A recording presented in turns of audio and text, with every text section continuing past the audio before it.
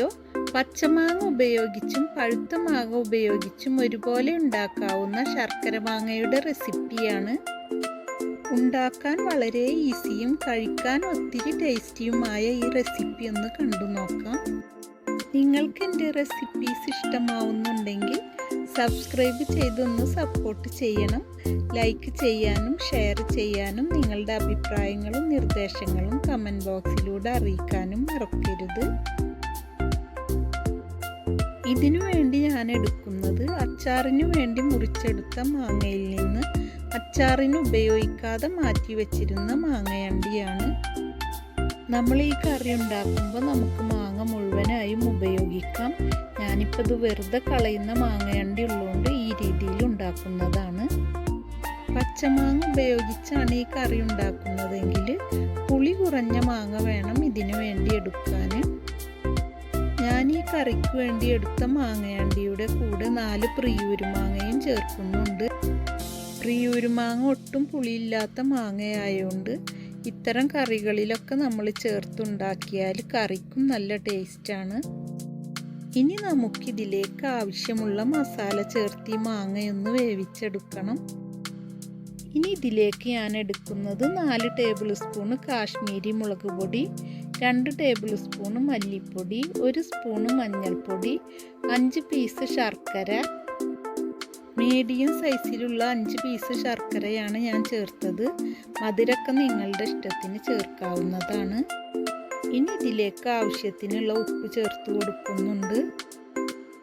2 table spoon ഉപ്പാണ് ഞാനിതിലേക്ക് ചേർത്തത്. ഞാനിതിൽ ചേർത്ത മാങ്ങയണ്ടിക്ക് പുളിയുള്ളതുകൊണ്ട് നമുക്കിതിലേക്ക് പുളി ആവശ്യമുണ്ടെങ്കിൽ മാത്രമേ ചേർക്കേണ്ടതുള്ളൂ. അതുകൊണ്ട് ഈ ടൈമിൽ ഞാനിപ്പോൾ പുളിയൊന്നും ചേർക്കുന്നില്ല. ഇത് വേവിച്ചെടുക്കാനുള്ള 4 കപ്പ് വെള്ളമാണ് ഞാൻ ഈ ടൈമിൽ ചേർത്ത് കൊടുക്കുന്നത്. നിങ്ങളിതിൽ പുളി ചേർക്കുന്നുണ്ടെങ്കിൽ ഈ ടൈമിൽ തന്നെ പുളിയും ചേർത്ത് കൊടുക്കണം. ഇപ്പം ഞാനിത് അടുപ്പിലേക്ക് മാറ്റി ഇത് ഇടയ്ക്കിടെ ഇളക്കി കൊടുത്ത് നമുക്കിതൊന്ന് വേവിച്ചെടുക്കണം.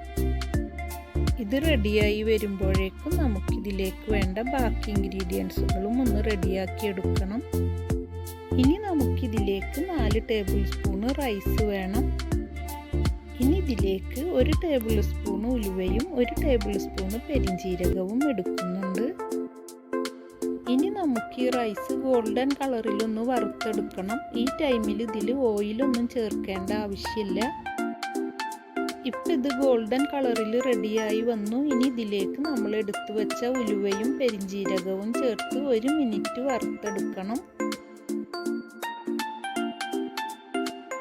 ഇപ്പം ഇതിവിടെ റെഡിയായി. ഞാൻ അടുപ്പും ഓഫ് ചെയ്തു. ഇനി ഇത് ചൂടാറി വരുന്നത് വരെ ഇടയ്ക്കിടെ ഒന്ന് ഇളക്കി കൊടുക്കണം.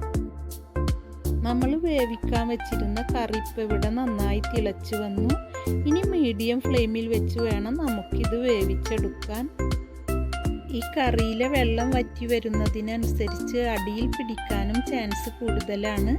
ഇത് ഇടയ്ക്കിടെ ഇളക്കി കൊടുക്കാനും മറക്കരുത്.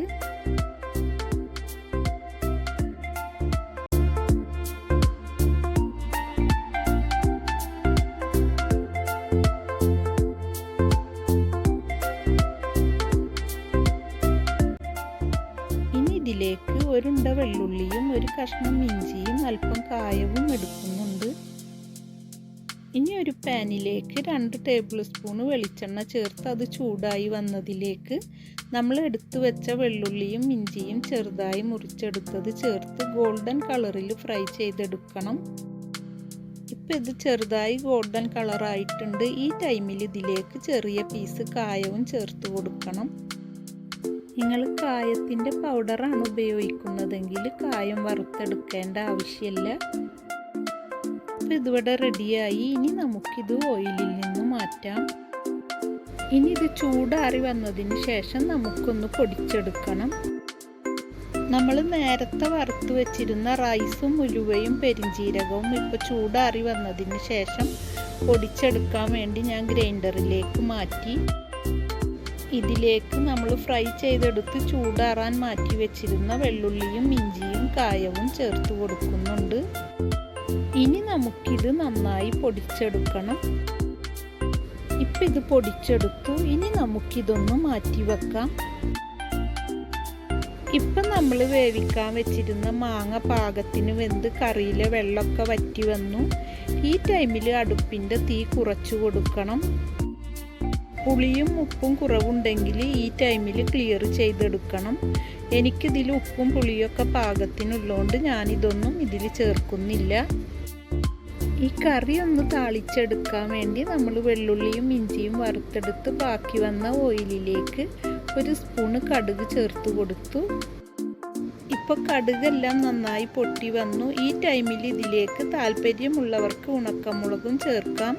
ഞാനിതിലേക്ക് വേപ്പില മാത്രമേ ചേർക്കുന്നുള്ളൂ. ഇപ്പോൾ ഇതിവിടെ റെഡിയായി. ഇനി ഇത് കറിയിലേക്ക് ചേർത്ത് കൊടുക്കണം. ഇനി ഇതിലേക്ക് നമ്മൾ വറുത്ത് പൊടിച്ച് വെച്ചിരുന്ന റൈസും വെള്ളുള്ളിയും ഇഞ്ചിയും ചേർന്ന പൗഡർ ചേർത്ത് നന്നായി മിക്സ് ചെയ്തെടുക്കണം. 1 മിനിറ്റ് ഇതൊന്ന് നന്നായി ഇളക്കിയെടുത്ത ശേഷം നമുക്ക് അടുപ്പും ഓഫ് ചെയ്യാം.